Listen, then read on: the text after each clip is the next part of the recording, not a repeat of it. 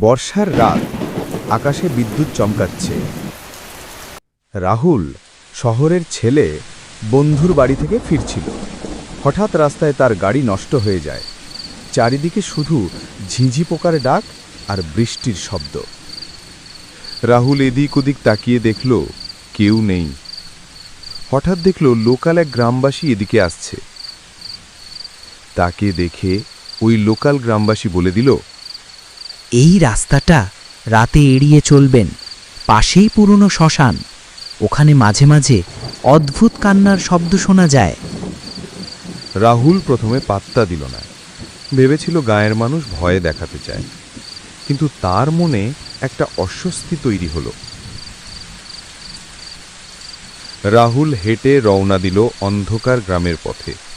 চারিদিক ফাঁকা, শুধু মাটির রাস্তায় পা পড়ার শব্দ। হঠাৎ সে দেখল রাস্তার ধারে একটা ভাঙা কুঁড়ে ঘর থেকে ম্লান আলো বেরোচ্ছে। কৌতূহল তাকে টেনে নিয়ে গেল।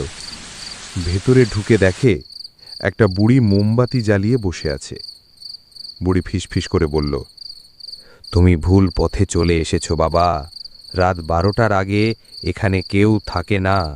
বের হও, নয়তো দেরি হয়ে যাবে। রাহুল ভয় পেয়ে বের হয়ে এলো, কিন্তু বের হয়ে দেখে সে আসলে শ্মশানের মাঝখানে দাঁড়িয়ে আছে। হাওয়ায় ঠান্ডা কাঁপুনি। হঠাৎ চারিদিক থেকে মেয়ের কান্নার শব্দ ভেসে আসতে লাগলো। শব্দটা আসছে ঠিক একটা পুড়ে যাওয়া চিতার দিক থেকে। রাহুল কাঁপতে কাঁপতে এগিয়ে গেল। দূরে দেখতে পেল সাদা শাড়ি পরা এক মেয়ে চুল এলোমেলো করে বসে কাঁদছে। রাহুল ভয় পেলেও সাহস করে বলল, কে আপনি? সাহায্য চাইছেন? মেয়েটি মুখ তুলে তাকাতেই রাহুলের বুক কেঁপে উঠল। মুখ নেই, শুধু পোড়া কালো দাগ আর ফাঁকা চোখের গহ্বর। মেয়েটি ভেসে ভেসে রাহুলের দিকে এগিয়ে এলো। চারিদিক হঠাৎ দমবন্ধ অন্ধকারে ঢেকে গেল। চারপাশের বাতাস ভারী হয়ে উঠল। হঠাৎ মেয়েটি চিৎকার করে উঠল, আমাকে ওরা জ্বালিয়ে দিয়েছিল, আমি মরিনি তখনও, আমাকে সাহায্য করো। রাহুল দৌড়াতে লাগলো প্রাণ বাঁচানোর জন্য। কিন্তু যতই দৌড়ায় ততই সে আবার একই জায়গায় এসে পড়ে, যেন একটা অদৃশ্য ফাঁদে আটকা পড়েছে। ঠিক তখনই রাহুল শুনতে পেল সেই বুড়ির গলা, পেছনে তাকাস না, দৌড়াও। রাহুল হুঁশ ফিরে দৌড়াতে লাগল।